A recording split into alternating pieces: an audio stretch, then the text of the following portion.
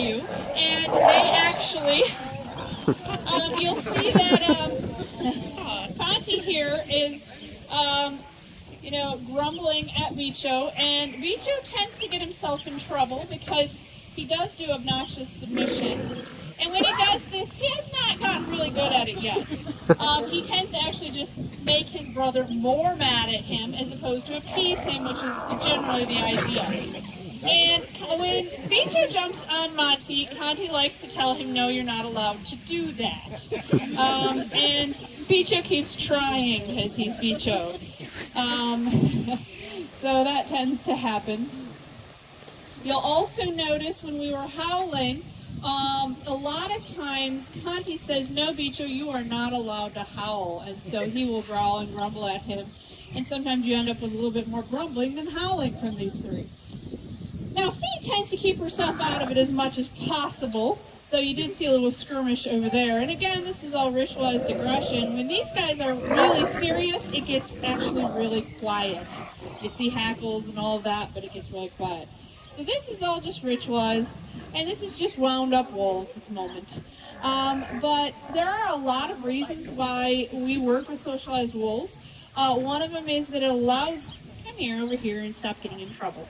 And causing trouble, and you stink. So, yes, I go with you. So,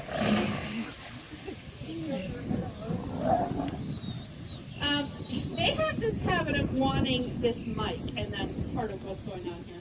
So, one of the reasons that we socialize them is so that we can do medical care. You'll see Brian, he's down there, and he's petting Bicho. We can actually do exams of their body. We can tell if there's any problems. And in the fly season, we actually put ear goop on theirs every single day. So, and Brian is demonstrating kind of some of the things that we do. We get them used to their ears being handled, so it's not such a big deal. We can also give them their shots without knocking them out, which is not something that you would see at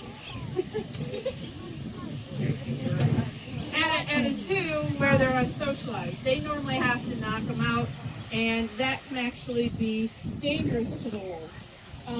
But in our case, we just go in, play with them some, interact with them some, and then give them a shot while they're not noticing, while they're getting face greeted or something. Now, the other thing that you'll notice is that they have a pretty good relationship with those of us who are in here. And that does not include everybody for every animal. And so we don't go in by ourselves or even with just people that are not cleared. So they have to actually have a really good relationship to be in here to be considered backup. Now, I think Brian talked about the fact that these guys had juvenile cataracts. Now, if they had